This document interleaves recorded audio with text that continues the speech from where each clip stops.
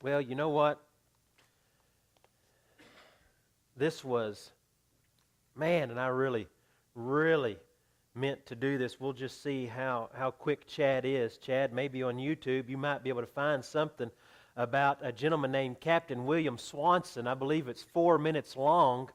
It's from September the 8th, 2009 in Afghanistan. If you can find it, just set on it for just a minute and be ready to put that up there on the screen.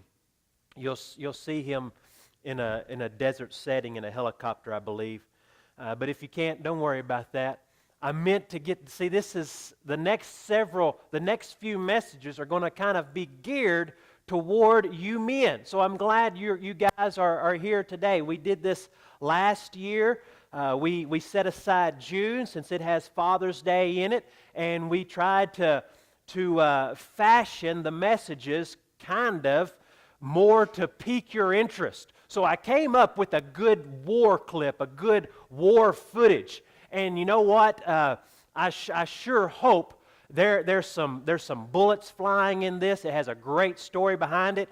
And as any war experience might be, I sure hope the language in it is not too rough for us. I didn't really listen to that part of it, but I don't think there's any words in it, to be truthful. But anyway, we did this last year, so over the next few messages, I'm trying to key in on you men and what would interest you, what would pique your interest. How can you apply this to your life and live a little more devoted to God? How can you apply this? How can you live by this? But the first story I want to tell you about is a Russian mountain climber. This was several years ago, a Russian mountain climber. He had climbed 7 of the world's 14 most dangerous mountains. He had climbed Mount Everest twice.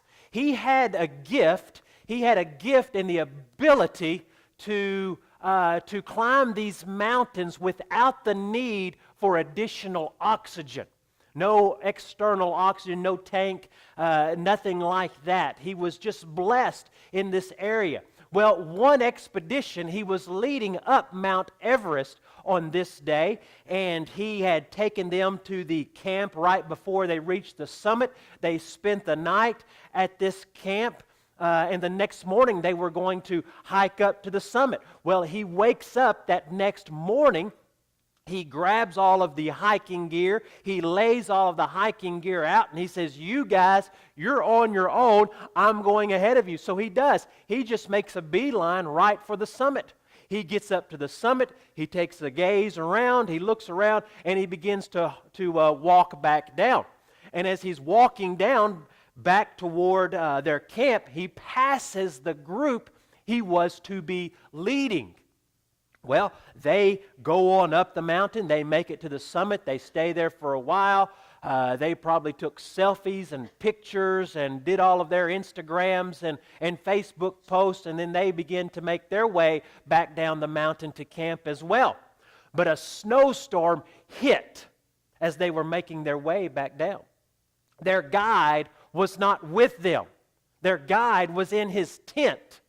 But when he sees this snowstorm coming, he tries to rush out to save the expedition that he was to be leading that day. And all eight of the guys on that expedition, on that mountain climbing event, died in that snowstorm. He tried to save a couple of them, but he was too late. He was unable to rescue them. And I believe he himself died as well. Chad, if you want to go ahead and clip that, show that video there, will be great. And just let it play. Turn the volume down, and I'll talk through it. You see here, this is live footage from 2009. So you men, you may be interested in this, but this is a different story. This happened on September the 8th, 2009 in Afghanistan. 106 American and Afghan soldiers were headed to a tribe to talk to the elders in that tribe, and on their way to this village to talk to these elders, they are ambushed from 3 sides. 3 sides, they are under a heavy fire attack. Captain William Swanson, you'll see him coming to the plane, and you may even see him carrying what is an orange flag, an orange banner. Well, Captain William Swanson, when this attack ensued, he was in the back of the group. He sees what is taking place. He radios ahead. He radios for air support, and he radios for a medevac helicopter to be flown in. Swanson crosses the line of gunfire. That's him right there, I believe. He crosses the line of gunfire at least 2 times, if not more, trying to rescue the wounded and the dead. He takes this orange banner that you may see in his pocket or in his hand. He lays down in the middle of that firefight and attaches this banner to his chest so that the medevac would know where to land. When he attached that to himself, he became an immediate target for the enemy. He loaded men up, crossed through that war zone, crossed through that gunfire, pulling others to safety. He was awarded the Medal of Honor, the highest medal achievable. He is also listed in the Pentagon in the Hall of Heroes. 2 different men. One used others for self-benefit. The other used himself to benefit other people. One used others, one gave himself to others. He survived. Captain William Swanson survived. Be a man to benefit somebody else. 2 men in Scripture were leaders. They were gifted. They were skilled. They had marvelous ability, but ended up in opposite direction. How did this happen? How did this happen for 2 men that were so gifted, so skilled, had so much promise in their life? How did they end up in opposite direction? Well, these 2 men are David and Saul. Take your Bible and turn to 1 Samuel chapter 15. Both of them had one older man, had the same older man in their life. This man poured into them both at the same time, often encouraged them. He inspired them. He lifted them up. His name was Samuel. So how could both of these men, David and Saul, who were inspired, who were kind of trained, who were kind of reared by the same older, wiser man, a man of God, how could they end up on different paths? Well, you need to see that a godly influencer in your life is important. And that's for all of us. Men, women, children, each one of us. We need to have godly influencers in our life. Who in your life sharpens you? Who in your life helps you? Who in your life presses you to make you better? In your day of need, do you turn to the bartender for advice, or do you turn to a brother in Christ when you need to hear a word from God? When you need advice? When you need direction? Who do you turn to? Do you turn to somebody who shares truth with you even when it hurts? Or do you turn to that coworker or that neighbor who just tells you what you want to hear and does not point you in a godly direction? So how did David and Saul, how did they end up on opposite paths? Well, you can trace it back to one thing in their life. You can trace it back to that one listens to the advice of an older man, an older, wiser, godly man, and the other did not. One was obedient to what God said. The other ignored what God said.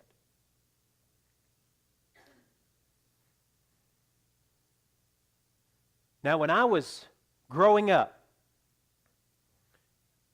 I guess everybody goes through this at some point in time, but now here I am just past 40 and for the last several years, I'm really encouraged. I really want to know what older, wiser people have to say about the world, about living, about life, about maybe even Frank likes to tell me about gardening. He likes to give me instruction in that area. And I want to know what Frank, all those years that Frank has up there in his mind, I want to know some of that knowledge. Because there's a day when each one of us will take our last breath, and all of that knowledge that we had and wisdom that we had in our mind, in our head there, it's going to be gone.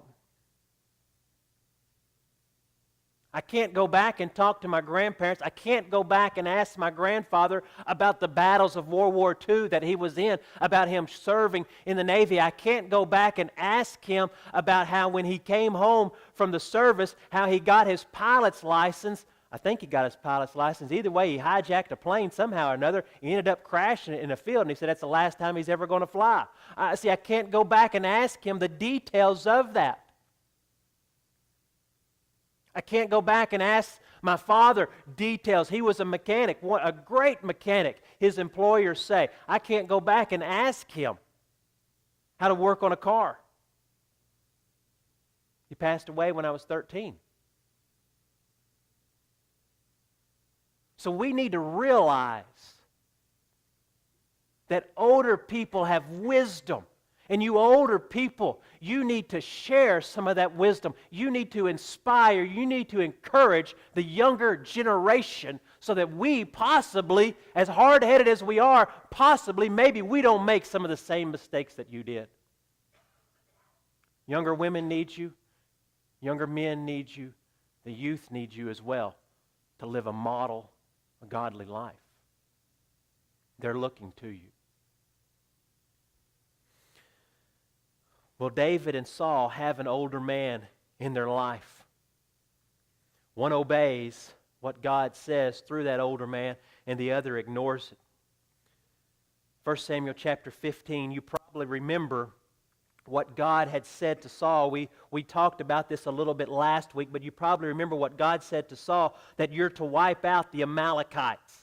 So I'm just going to assume that you're somewhat up to speed on that. God says, annihilate them, remove them from the face of the earth, get rid of every one of them. Verse 1 through 3 here. Then Samuel said to Saul, the Lord sent me to anoint you king over his people, over Israel. Now therefore, listen to the words of the Lord. Thus says the Lord of hosts, I will punish Amalek for what he did to Israel. Now what he did to Israel was the Amalekites, who were a cousin to the Hebrews who came out of bondage, who came out of Egypt, who came out of slavery, as they're trying to make their way to the promised land. The Amaleks, the Amalekites, they would not let them pass. They tormented them. They tortured them. They harassed them the whole time they were wandering around and trying to make their way up into what is today Israel, to the promised land that God had for them.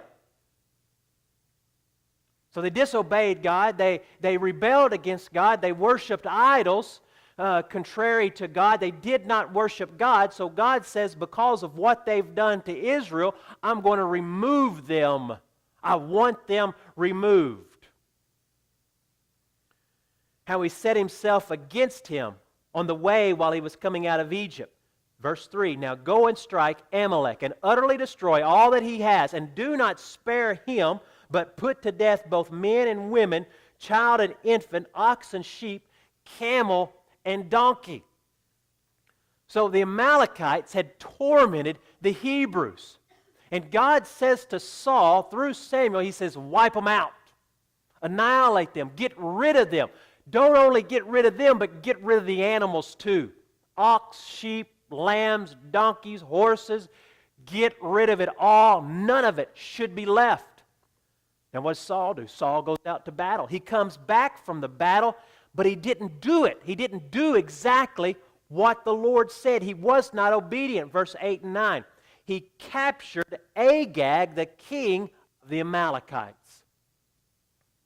He captures him alive and utterly destroyed all the people with the edge of the sword. But Saul and the people spared Agag. and the best of the sheep, the best of the oxen, the best of the fatlings, the best of the lambs, and all that was good, and were not willing to destroy them utterly. Now, what did God say do?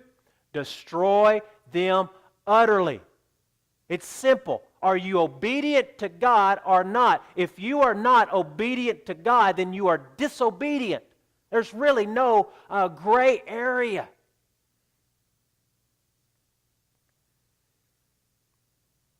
But everything, they destroyed everything that despised and was worthless.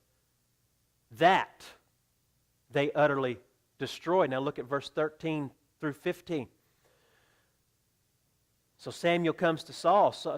Samuel already knows what's taking place. God's already told Samuel. Samuel comes to Saul. And Saul said to him, "Blessed are you of the Lord. I have carried out the command of the Lord." But Samuel said, "What then is this bleating of the sheep in my ears and the lowing of the oxen which I hear?" Samuel says, "Why didn't you obey? All you had to do was do the commandment of God. Do what God asked you to do, commanded you to do." Saul said, "They have brought them from the Amalekites, for the people spared the best of the sheep and the oxen to sacrifice to the Lord our God. But the rest we have utterly destroyed." Now God said do what? He said destroy it all. But yet in our own mind we come up with an excuse to do exactly what we want. We do it every day. "Well, God, I know you told me to do this, but man, I kind of enjoy it. I kind of like it. I know you wanted me to maybe serve over here, but God, I like to hoard my time. I like to keep my time. I don't want to give you any of this area of my life over here. I know, God, you really want me to. You really would love for me to help with the kingdom work through Olive Baptist here and to give a tithe when that plate comes by. But God, I just got all these other hobbies that I like to be involved in. I got these other debts. I got these other expenses. So God, I just can't trust you with my finances right now." Are you being obedient to God in all areas of your life?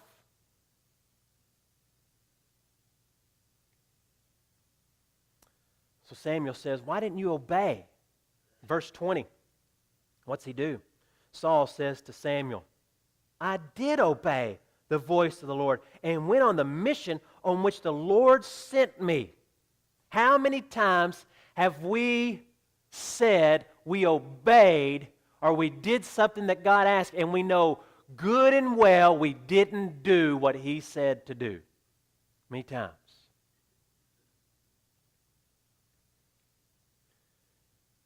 And what's he follow that little phrase up? He says, "We brought back Agag." So right there he says that we didn't do it. We brought back Agag, the king of Amalek, and have utterly destroyed the Amalekites. Now this happens over and over and over again in Saul's life. Time and time again in Saul's life, he is called to obey God. He disobeys, he ignores. He always seemed to do something that God said don't do, or he didn't do what God said to do. He never listened to the wiser voice. And because of that, Saul never had a positive influence on anybody. But David was different. Now we come to David. Not only did he listen to an older gentleman, but he had a younger guy in his life as well, Jonathan. Now Saul had Jonathan. He was his son. He wouldn't listen to him either. He wouldn't listen to a younger man. He wouldn't listen to an older man in his life. But David has these same two men in his life, and he respects, he admires, and he listens to what each one had to say.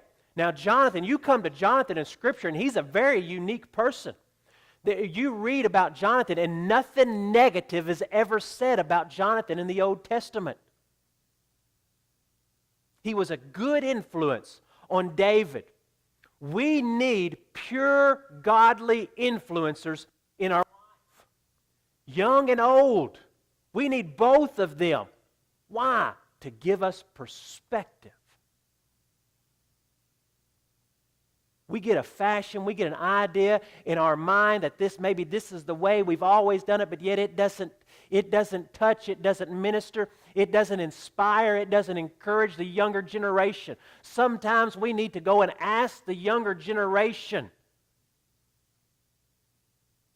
Ask them their feelings, ask them their thoughts. And at the same time, we need to ask the older generation as well not to ignore them, or to discredit them, or to say that your opinion is no longer worthy. So there's great perspective to be had from both sides of the spectrum. And David sees that. So how do these men, they're going to be faced with this distress in their life. How are these two men going to respond to this distress? How do they handle this in their life? We'll look at chapter 29, still in 1 Samuel. We know David was chased out of the nation by Saul. The nation that was going to become David's, he is chased out by Saul in fear of his life. He had to go live. If you remember, David had to go live with the enemy, the Philistines. So he goes out and flees from his own country, his own household, his own village there, and he lives with the Philistines, who were the enemy. And look what the Philistines say about David, what kind of man he was, living with the enemy here. Chapter 29, verse 6. Moreover, David was greatly distressed because the people... Hold on. Here we are. Then Achish called David and said to him, this Achish, he's the one in leading the Philistines right here. Then Achish called David and said to him, as the Lord lives, you have been upright, and you're going out and you're coming in with me in the army are pleasing in my sight. So David has been going on raids, he's been serving, he's been working with the enemy right here, but something's going to change. For I've not found evil in you from the day of your coming to me to this day. Nevertheless, you are not pleasing in the sight of the Lord's. So Achish says, hey, look, David, can people say this about you, where you work, where you go, where you frequent regularly, where you regularly go? Can people say this about, hey, I find no fault in that person. I see no error in them. They're polite, they're courteous, they're nice. So Achish says, David, I see no fault in you. I see no error in your way. You look like a godly, outstanding man. But let me tell you, these generals here in the army, they're not going to trust you, because we're fixing to go do battle against your people. We're fixing to go do battle against Saul. And David, there's no way they can trust you to be on our side, because when push comes to shove, David, how can we be sure that you're not going to turn on us and wipe us out from inside our rank? And then Achish says, by the way, David, you're going to have to leave this place, because when we go to battle, I can't just leave you here in our village while we leave, because we will not know what you've done to the village while we've been gone. So he says, David, you're going to have to leave. So what does David do? What's he going to do? David is going to return to where the women, where the wives were, where the children were, where their livestock were, where all of their property, what they had. He's going to return to Ziklag. Since Achish says, you can't stay here, we're going out to do battle against Saul. David, you got to leave. So he's going to return to Ziklag. That's where everything they had would have been. Now at this same time, these are two things. Saul is going out to fight.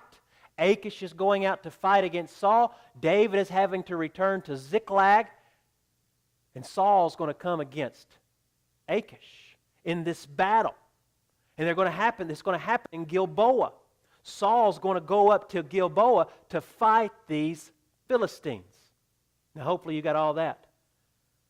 Chapter 28, verse 5. Now remember, I've told you, Saul was to have annihilated the Amalekites, was to have wiped them out. Saul does not listen to the man of God, the prophets of God, the priest of God. Saul does not listen to an older, wiser, godly man. Saul does not listen to a younger, godly man, Jonathan. Saul doesn't want to hear from the Lord. But what happens to him here? Chapter 28, verse 5. When Saul saw the camp of the Philistines, he was afraid, and his heart trembled greatly. He's fearful. Now, in his distress, he wants to hear from God. Imagine that. We live our life day in, day out, going our own way, but when something happens, a storm comes in our life, tragedy, fearfulness, when it strikes us in our life, then we want to hear from God.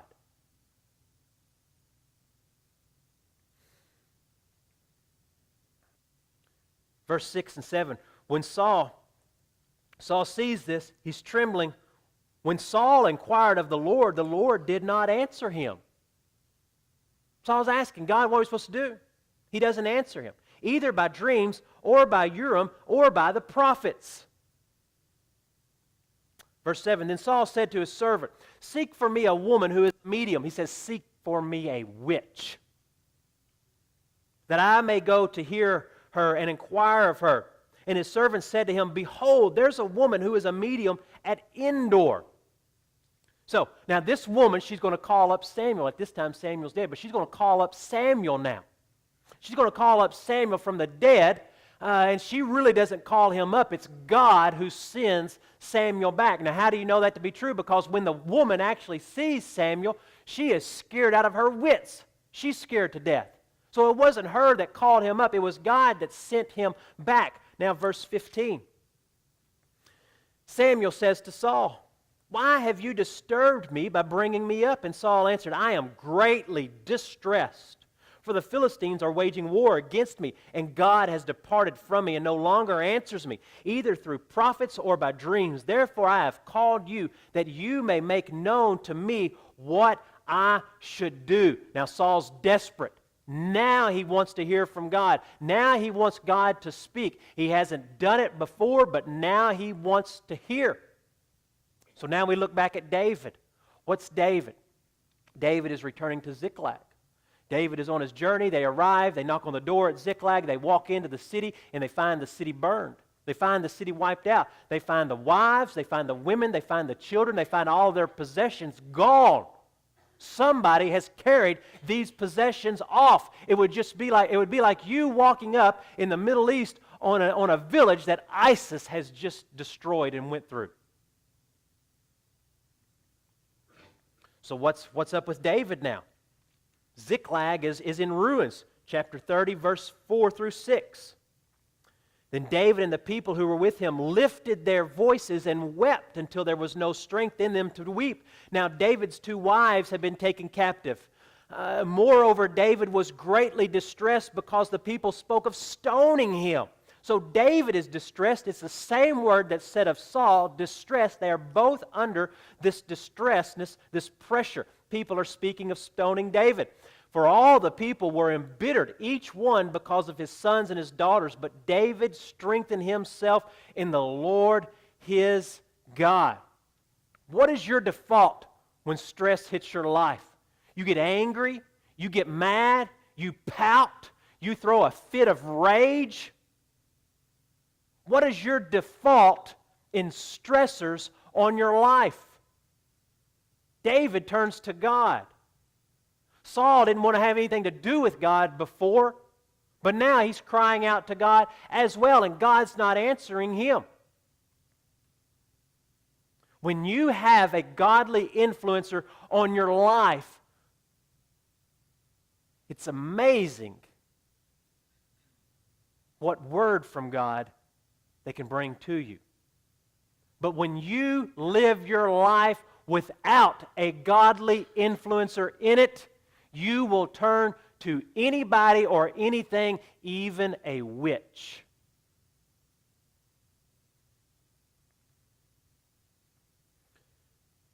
So back to David here, chapter 30, verse 7 through 8.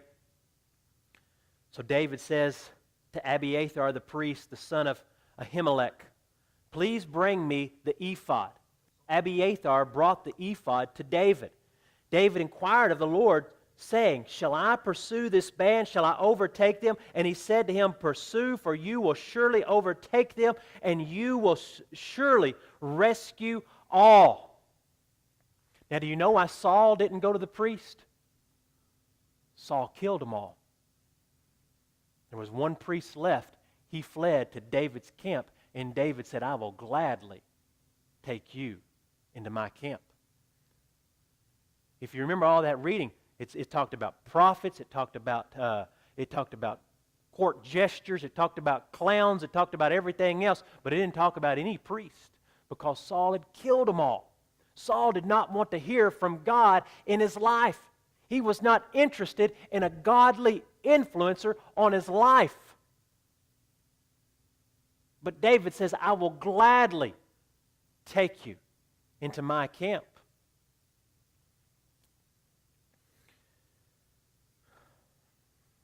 So David, Abiathar, he comes, he brings in a word from God, and David says, he says, we will fight after them, we will go after them, we will pursue the enemy that has destroyed our town. Now the interesting thing is, who is this enemy? Who is this enemy? Look at verse 11 through 13. When you remove godly influence in your life, distressors will find their way into your life. David is under distress. Why is he under distress? Verse 11. He's under distress because his town, his wives, his children, all of the people, everything they ever owned is gone. They've been raided. But look at verse 11. How come they were raided? Now they found an Egyptian in the field and brought him to David and gave him bread, and he ate. And they provided him water to drink. They gave him a piece of fig cake and 2 clusters of raisins, and he ate. Then his spirit revived, for he had not eaten bread or drunk water for 3 days and 3 nights. David said to him, to whom do you belong? And where are you from? And he said, I am a young man of Egypt, a servant of an Amalekite. Who was Saul to have wiped out? The Amalekites. If Saul had obeyed God and wiped out the Amalekites, this raid on David's village would have never taken place. Do you see? Do you see that? When you disobey God, you cannot think that my disobedience to God is personal and private, because it never is. It affects everyone else as well. Your sin is not personal nor private. It has an effect on others.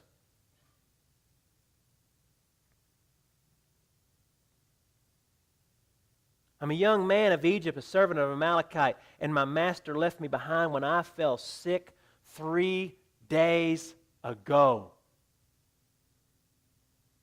So men, women, do you have a godly influence in your life? Are you ignoring that influencer in your life? A younger one, an older one? Somebody to encourage you, somebody to help you along, somebody to point you in a biblical, godly direction, to give you a biblical worldview? Or do you just sit there and you think, well, I'll just go home to my little sin that's personal and private? Well, I just showed you. Sin is never personal nor private. It affects others. I want to ask you to bow your head.